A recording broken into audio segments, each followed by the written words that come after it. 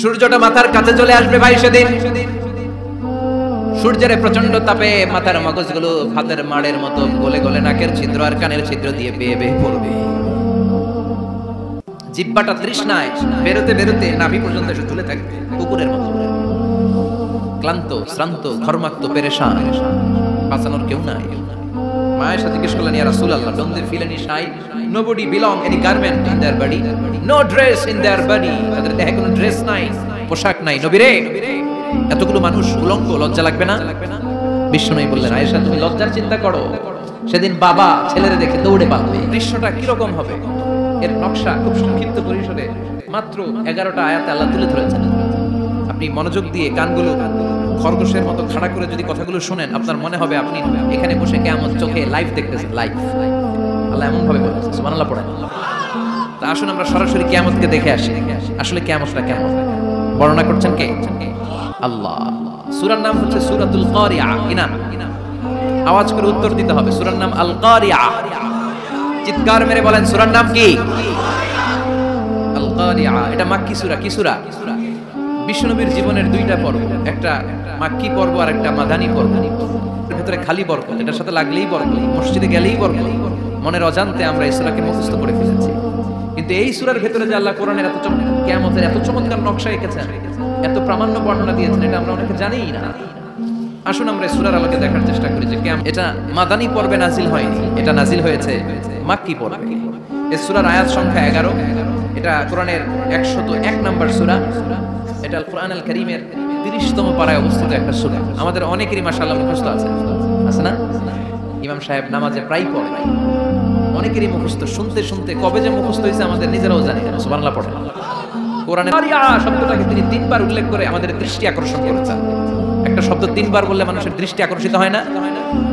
যেহেতু এটা আরব দেশে নাজিল হয়েছে, আবার মক্কায়, মক্কার লোকেরা আরবি বোঝে, তাদেরকে প্রথম বলা হলো আল কারিয়া। তারা ফিরে তাকালো, কি আল কারিয়া? আবার বলা হলো মাল কারিয়া। কি মাল কারিয়া? আবার বলা হলো ওয়ামা আদরাকা মাল কারিয়া।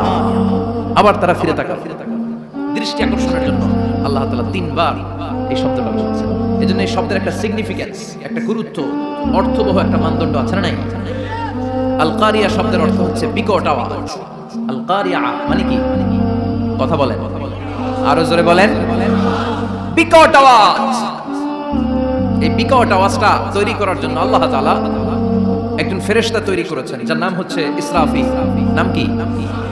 আমাদের মধ্যে অনেকের নাম কিন্তু আমরা ইসরাফিল রাখি, তাই না? ইসরাফিল আছে না? নাই। আজরাইল কিন্তু রাখে না, ডরে। কেন রাখে না? ভয় পায়। কিন্তু ইসরাফিল আছে, আমার পরিচিত অনেকে আছে ইসরাফিল। তো এই ফেরেশতার পা হচ্ছে জমিনের নিচে, মাথা হচ্ছে আকাশের উপরে। এই ফেরেশতার কাজ হচ্ছে ওই বিকট শব্দ তৈরি করা। উনি একটা সাইরেনের মধ্যে ফু দিবেন, হুইসেল দিবেন, ট্রাম্পেট। ওই ট্রাম্পেটে, ওই সাইরেনে, ওই হুইসেলে ফু দিলেই শুরু হয়ে যাবে আল কারিয়া। মাল ওমা আদরাকা মাল। এই ফেরেশতার দায়িত্বই হচ্ছে ওই বাঁশির মধ্যে ফু দেয়া। Whistle, siren, trumpet. আরবিতে এটাকে বলা হয় আসুর। ইদা নুফিখা ফিস সূরি নাফখা ওয়াহিদা। যখন তিনি ওই সিংহায় একটা ফু দিবেন, সব লন্ডভন্ড হয়ে যাবে, কিচ্ছু খুঁজে পাওয়া যাবে না। আল্লাহ ওনাকে তৈরি করেছেন শুধু এই হুইসেলের মধ্যে, বাঁশির মধ্যে 3টা ফু দেওয়ার জন্য। কয়টা? উনি সৃষ্টির শুরু থেকেই এই বাঁশিটাকে 2 ঠোঁটের মাঝখানে রেখে আল্লাহর আরশের দিকে তাকিয়ে আছে, and just waiting for the green signal. আল্লাহর পক্ষ থেকে সবুজ সংকেতের অপেক্ষায়। যখনই আল্লাহর অর্ডার করবেন, তখনই শুরু হয়ে যাবে আল কারিয়া। মাল ওমা আদরাকা মাল। সৃষ্টির শুরু থেকেই ইসরাফিল ফেরেশতা বিশাল সিংহাটাকে 2 ঠোঁটের মাঝখানে করে আরশের দিকে তাকিয়ে আছে, কখন আল্লাহ অর্ডার দিবে। অর্ডার দিতে দেরি, ফুৎকার দিতে দেরি নাই, ঠিক কি না? বিকট আওয়াজ, গগনবিদারী শব্দ, প্রচন্ড একটা সাউন্ড, জাইগান্টিক সাউন্ড, যে আওয়াজ, যে শব্দ কেউ শুনেনি। শুনছেন? পৃথিবীতে আপনারা কে সবচেয়ে বেশি আওয়াজের কিছু শুনেছেন? সবচেয়ে বেশি আওয়াজ আপনার জীবনে ঘটেছে কোন জায়গায়? কি দেখেছেন যে অনেক আওয়াজ হয় সেখানে? বলেন তো। হ্যাঁ, বজ্রপাত। বজ্রপাতের আওয়াজ আপনি শুনেছেন, বিকট আওয়াজ, তাই না? বজ্রপাতকে আঞ্চলিক ভাষা আপনারা কি বলেন? হ্যাঁ, ঠেড়া। ঠেড়া অনেক জায়গাতেই বলে ঠেড়া। নোয়াখালীতে বলে ঠেড়া হচ্ছে, এতের উপরে আল্লাহ ঠেড়া হচ্ছে, আছে না? নাই। তো এই যে ঠাড়া, বজ্রপাত, ইংরেজিতে বলে থান্ডার, আসলে এটার আওয়াজ প্রচন্ড আওয়াজ। আচ্ছা, আর আপনি বলেছেন কি গাড়ির চাকা যদি পাংচার হয়, হ্যাঁ এটা তো আওয়াজ হতে পারে। আমরা মাঝে মাঝে রাস্তায় চড়ি, আমরা দেখি ট্রাকের চাকা যখন পাংচার হয় আমরা লাফ দিয়ে উঠি, বিকট আওয়াজ হয়, ভয় পেয়ে যায়, দুর্ঘটনাও ঘটে, ঠিক কিনা? এক নম্বরে পেলাম ঠাড়া, বজ্রপাত, 2 নম্বরে পেলাম ট্রাকের টায়ার পাংচার হলে। আর কে কি আওয়াজ শুনেছেন জীবনে? ভয়ঙ্কর আওয়াজ। কি করলে ভয়ঙ্কর আওয়াজ হয় বলে? হ্যাঁ কি করলে? ও ট্রান্সফরমার, ইলেকট্রিক্যাল ট্রান্সফরমার যদি ব্রাস্ট হয়ে যায় আওয়াজ আছে না? নেই, পাওয়া গেল আরেকটা। আর কি আওয়াজ আছে? ককটেল মারলে, গ্রেনেড হামলা, বোমা মারলে, সিলিন্ডার ব্রাস্ট হইলে। আর আছে? হ্যাঁ, হাই স্কুলে দপ্তরি যখন ঘন্টার মধ্যে বেল বাজায় আওয়াজ আছে না? নাই।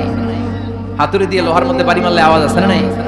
এগুলো হচ্ছে আমাদের ক্যাপাসিটিতে, হিউম্যান ক্যাপাসিটিতে আমাদের দেখা সবচেয়ে বড় আওয়াজ। কিয়ামতের দিন যে হবে আল কারিয়া, এই আল কারিয়ার আওয়াজ কি এই আওয়াজগুলোর মতো? চিল্লায় বলেন এই আওয়াজের মতো। এজন্য আল্লাহ বললেন আল কারিআতু মাল কারিআতু ওয়া মা আদরাকা মাল কারিয়া। সে আওয়াজটা ভয়ঙ্কর আওয়াজ। এটা বজ্রপাতের মতো না, এটা ট্রাকের টায়ার পাংচার হলে যে আওয়াজ হয় ওই আওয়াজের মতো না, গ্যাসের সিলিন্ডার ব্রাস্ট হয়ে গেলে যে আওয়াজ হয় ওই আওয়াজের মতো না, প্রাইমারি স্কুলে দপ্তরি যখন ছুটির ঘন্টা বাজায় ওই আওয়াজের মতো না। ওই আওয়াজটা এমন আওয়াজ, ওই আওয়াজ পৃথিবীর কেউ শুনে না। সেটার নাম হচ্ছে আল কারিয়া, মাল ওমা আদরাকা মাল, বিকট আওয়াজ, বিকট ভয়ঙ্কর ট্রাম্পিট। এই সাইরেনে ফু দেয়া হবে, প্রথম ফু দেওয়ার সাথে সাথে লন্ডভন্ড হয়ে যাবে। এই ইসরাফিলকে তৈরি করা হয়েছে শুধুমাত্র কেবলমাত্র 3টা ফু দেওয়ার জন্য। চিল্লায় বলতে হবে কয়টা?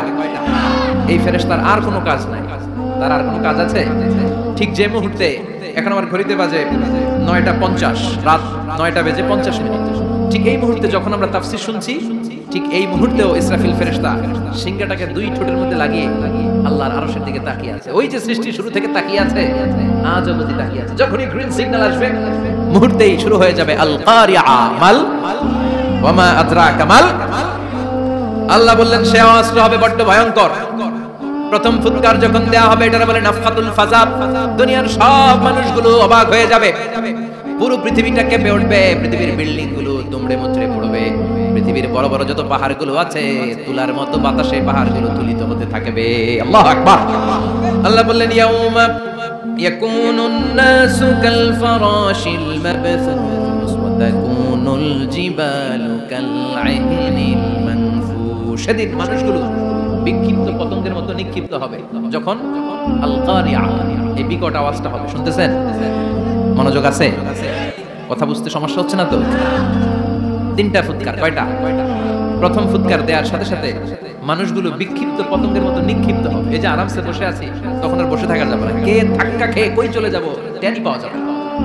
আমরা এই যে বসে আছি এর কারণ হচ্ছে গ্র্যাভিটেশনাল একটা ল আছে, পাওয়ার। এটার বাংলায় বলে মাধ্যাকর্ষণ শক্তি। কি শক্তি? কথা বলেন। কে আবিষ্কার করছে এটা? হ্যাঁ, কে?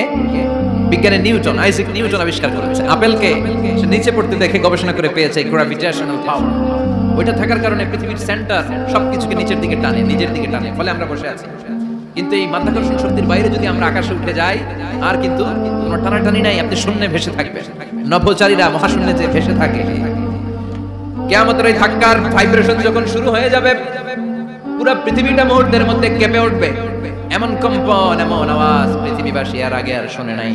একটা ধাক্কার চোটে মানুষগুলো ছিটকে কে যেন কই পড়ে যাবে, কেউ টের পাবে না। কে কই চলে গেছে হিসাব নাই।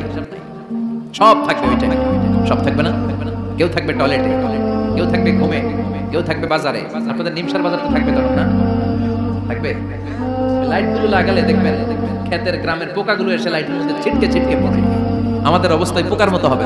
আল্লাহ সেটাই, ওই যে লন্ডমন্ড হয়ে যাবে, হিসাব নাই। কে যে কোথায় ছিটকে পড়বে আমরা জানি না। বিক্ষিপ্ত পতঙ্গের মতো আমরা নিক্ষিপ্ত হব। শীতকালে আমার দেশের ছেলেরা রাত্রেবেলা ব্যাডমিন্টন খেলে, র্যাকেট খেলে না? নিমসারে বোধহয় খেলে টেলে না? খেলে তো ওরা বাঁশ গেড়ে দেয়, ক্ষেতের মাঝখানে কি গাড়ে, এবার বাঁশের মধ্যে লাগায় কি? লাইট।